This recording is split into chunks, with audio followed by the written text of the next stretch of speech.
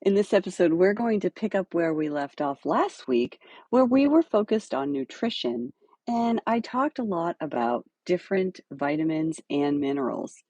It's important for you to understand how those vitamins and minerals help with body function and immune function to help our patients who suffer from chronic illnesses or dealing with infection or some other systemic disease.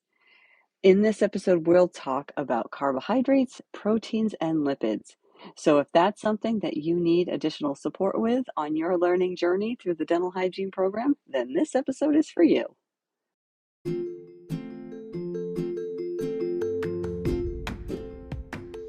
Hey everyone, welcome to the Happy Flosser podcast. My name is Billy Lunt.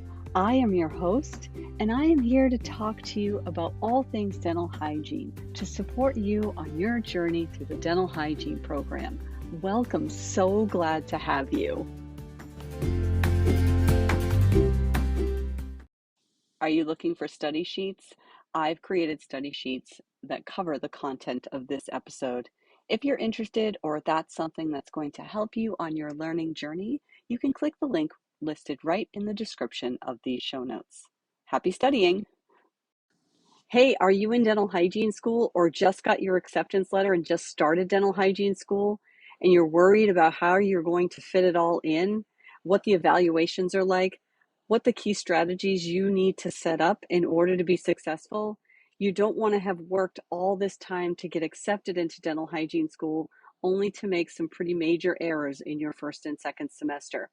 I've put together a course that will really help you set yourself straight right out of the gate and get yourself started on the right foot in dental hygiene school. Whether or not you're just entering school or you've done your prerequisites and you're just well on your way halfway through, this course is designed to help get you straight and keep you straight so that you can become a dental hygienist. Click the link in the show notes and check it out. Let's start right off with carbohydrates, which just happen to be one of my favorites. I love anything that has carbs. I'm kind of a carbaholic.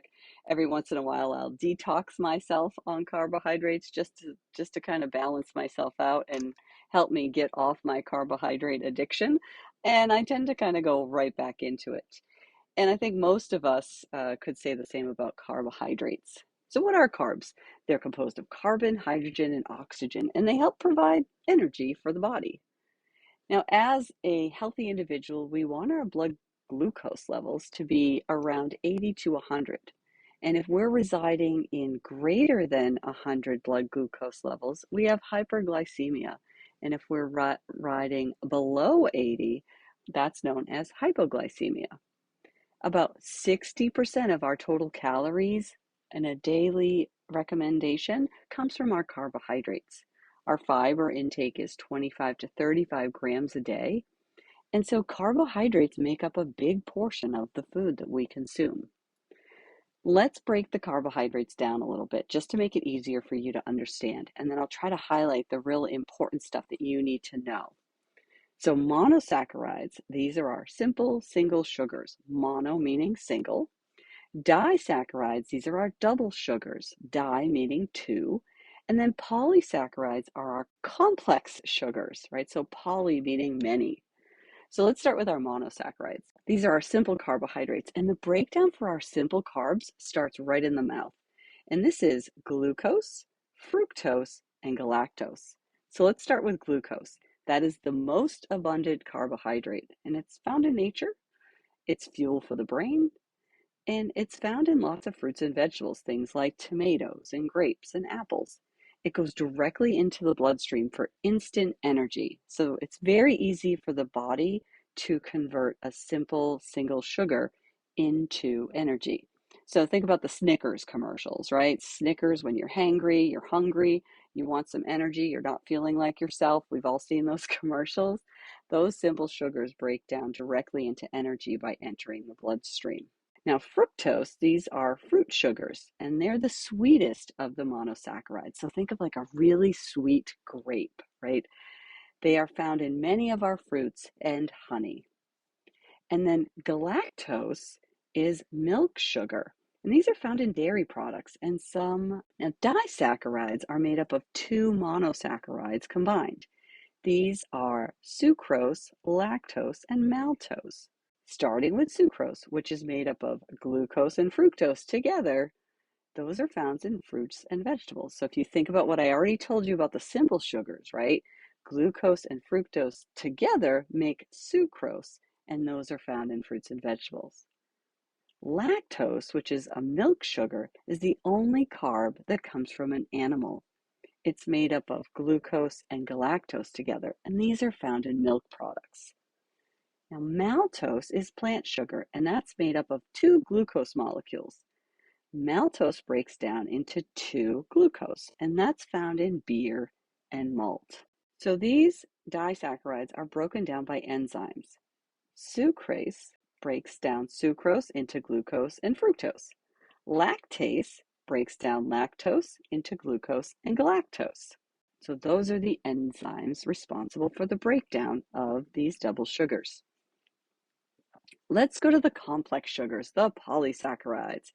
And these are sugars that are composed of more than 10 sugar units. So if you think of like a long chain, and the breakdown still starts in the mouth, right? So all carbohydrates begin the breakdown process in the mouth.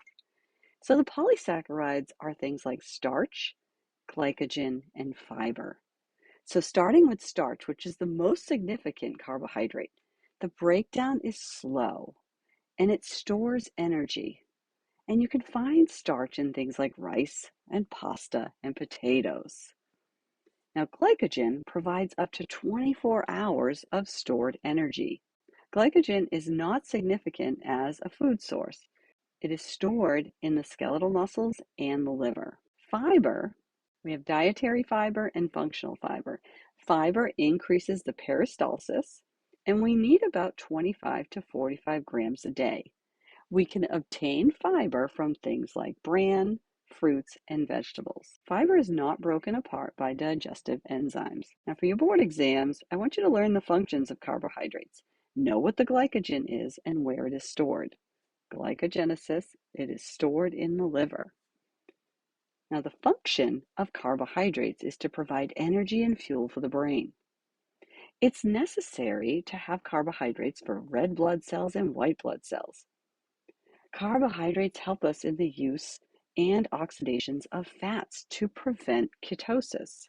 It provides fiber needed for digestion, and the dietary requirements are about 130 grams of carbohydrates a day. It's also used for brain and nervous system function and to maintain glucose levels by burning fat for energy. Spare proteins from being used for energy. So if there's an option for the body to use carbs instead of proteins, it will use the carbs. So it allows us to reserve the proteins for later. Essential amino acids are amino acids that the body must obtain from the diet. They can't receive those anywhere else. And then non-essential amino acids are amino acids that are manufactured by the body and it's formed by the cells. Now, how much protein do we need? We need about 40 to 65 grams a day, or 0.8 grams per kilogram of body weight per day. Now, our need for protein increases when we have unusual or high levels of activity or stress, when we're growing and developing, when we are trying to heal from an injury or trauma, when we're fighting an illness, or we have high demands from exercise. It's important to know that if you have too much protein, it's stored as fat, and it's linked to things like kidney and heart disease. Sometimes when we take in too much protein, it's excreted in the urine. Now, what are proteins? They're organic compounds made up of those amino acids, and their main function is to repair cells and build tissue. Now, protein is second to water in terms of the importance of in the diet. Proteins contain carbon, oxygen, hydrogen, and sometimes nitrogen, occasionally also sulfur. So we have the essential amino acids and the non-essential amino acids, as I said.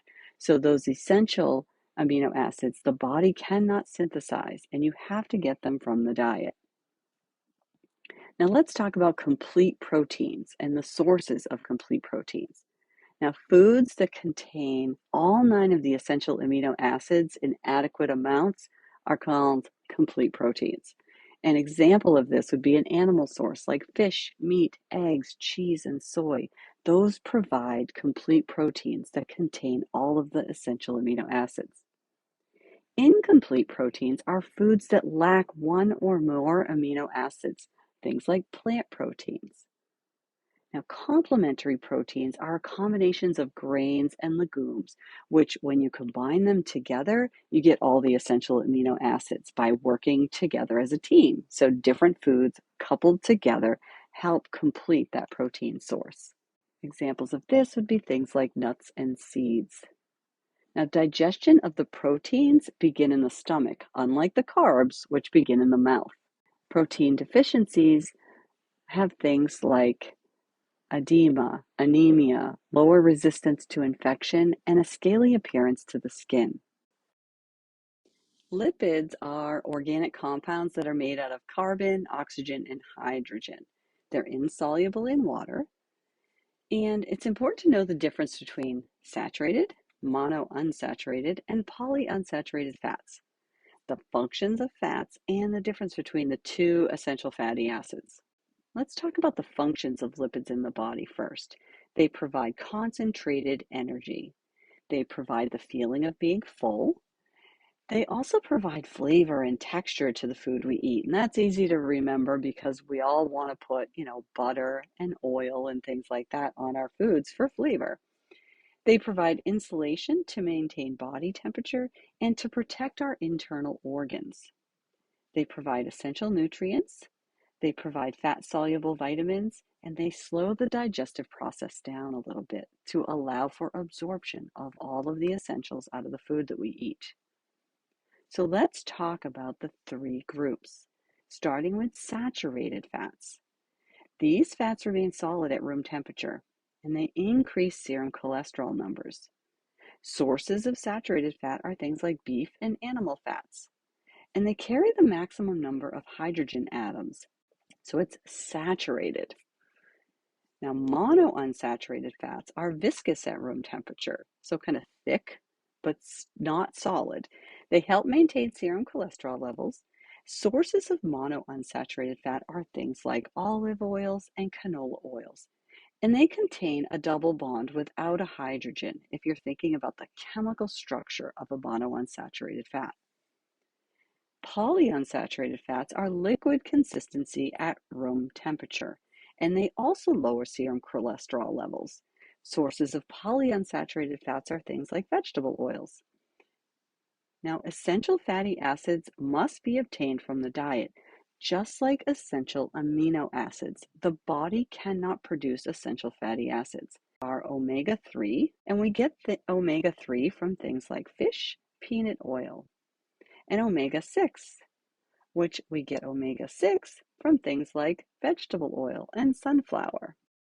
When we are talking about fiber, fiber is broken down into 2 main groups. We have soluble fiber and insoluble fiber. Soluble fiber is found in things like grapefruit, sweet potatoes, beans, oatmeal, and flaxseed. And the function of soluble fiber is to add texture to foods to make them more enjoyable to eat. It helps keep the stomach full and satisfied longer. It helps lower cholesterol and stabilize the blood sugar. Insoluble fibers' functions are to prevent things like colon cancer and digestive system diseases, prevent constipation and hemorrhoids, and decrease the risk of things like appendicitis. Some of the insoluble fiber sources are things like broccoli, whole grains, dark leafy vegetables, seeds, and nuts. If you have excessive fiber in the diet, it can decrease mineral absorption rates, cause cramping and gas. Increase the fiber in the diet should be done slowly and steady. You should also increase water intake if you have an increase in your fiber intake in order to increase the ability to digest the fiber. As a healthcare professional, you will be working with your patients to help them make sound decisions around their food choices. As a hygienist providing dietary counseling, you can do things like have a food diary. You want to understand the nutritional status of your patient and how it affects host resistance and susceptibility to any kind of disease progression or healing that you're hoping to achieve, or risk that you're hoping to reduce.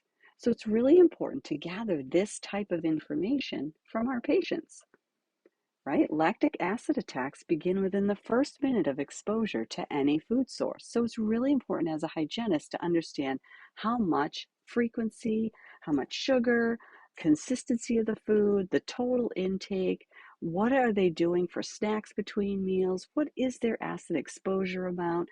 Are they having a well-balanced diet, or are there some gaps in some of their food choices that you can assist them with to make some healthy food choice decisions? You always want to allow the patient to decide what they want to eliminate from their diet, but at the same time, use some motivational interviewing techniques to help involve the patient in the decision-making process surrounding their nutrition and the choices that they make. Join me next time in a short little episode where we will talk about all of the steps involved with your assessment when you have a patient in your chair that you know has active periodontal infection. What are the things that you need to know in order to be effective with your assessment with that patient and be effective with your communication, your care planning, your OHI instruction, and how are you going to motivate, educate, and increase the knowledge and change the behaviors of that patient? So tune into that episode where we're just going to break down the entire assessment piece of your periodontal patient.